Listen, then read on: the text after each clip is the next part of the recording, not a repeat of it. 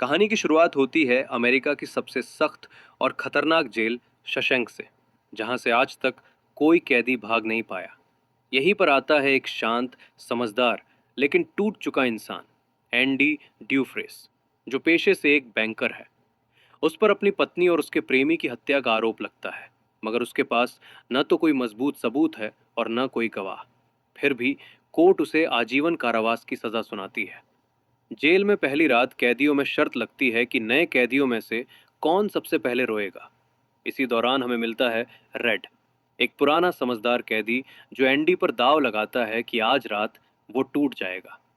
लेकिन सबको चौंकाते हुए एंडी पूरी रात चुप रहता है, न चिल्लाता है न रोता है। सभी समझ जाते हैं कि ये आदमी अंदर से पत्थर की तरह मजबूत है। धीरे धीरे एंडी जेल की जिंदगी को अपनाने लगता है और कुछ पुराने कैदियों, खासकर ब्रुक्स और फिर रेड से उसकी दोस्ती हो जाती है।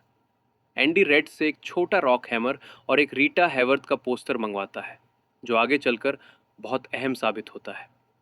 इसी दौरान तीन खतरनाक कैदी एंडी को बार बार परेशान करते हैं, मारते पीटते हैं और उससे जबरदस्ती करते हैं। लेकिन एंडी कभी हार नहीं मानता। 2 साल बाद एक दिन एंडी चतुराई से जेल के गार्ड हेडली का टैक्स बचा देता है। हेडली खुश होकर एंडी और उसके साथियों को छत पर बियर पिलाता है और यहीं से कैदियों की नज़र में एंडी की इज्जत बढ़ने लगती है। एंडी की समझदारी देखकर वार्डन उसे लाइब्रेरी में काम देता है और एंडी धीरे धीरे उस लाइब्रेरी को पूरी तरह बदल देता है। इसी बीच बूढ़े ब्रुक्स की रिहाई होती है, लेकिन उसने करीब 50 साल जेल में बिताए होते हैं। बाहरी दुनिया उसे डराने लगती है, अकेलापन उसे खा जाता है और आखिरकार वो दुख में खुदकुशी कर लेता है। ये घटना पूरी जेल को हिला देती है, खासकर एंडी और रेड को। कहानी मोड़ लेती है जब पता चलता है कि वार्डन कैदियों को बाहर काम पर लगाकर ब्लैक मनी बनाता है और एंडी उसी पैसे को अपने बैंकर दिमाग से वाइट मनी में बदलता है।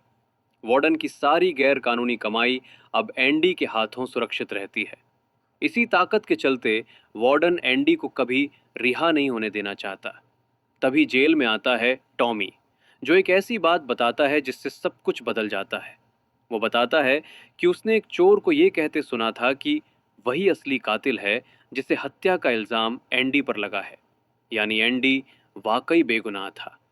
एंडी वार्डन को सच बताता है, लेकिन लालच और डर के कारण वार्डन टॉमी को गोली मार देता है ताकि मामला हमेशा के लिए दब जाए। एंडी विरोध करता है तो उसे 2 महीने की काली अंधेरी काल कोठरी में डाल दिया जाता है।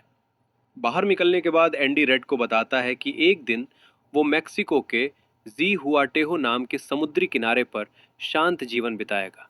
वो रेड से वादा कराता है कि अगर कभी वो रिहा हुआ तो एक खास खेत में एक बड़े पेड़ के नीचे ईंटों की दीवार के पास दबा एक काला पत्थर खोजेगा।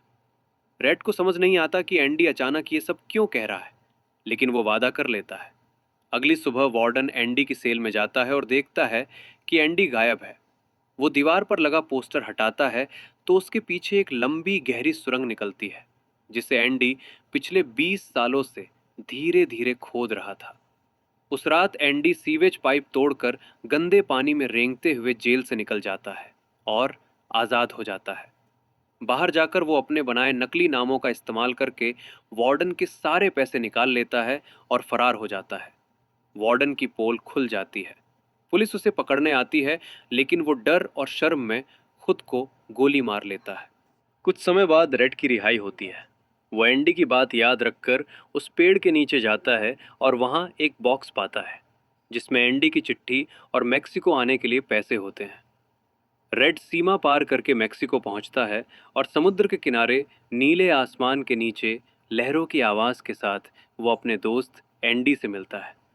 दोनों मुलाकात के उस पल में समझ जाते हैं कि चाहे दुनिया उन्हें कितनी भी तकलीफ दे, उम्मीद कभी मरती नहीं।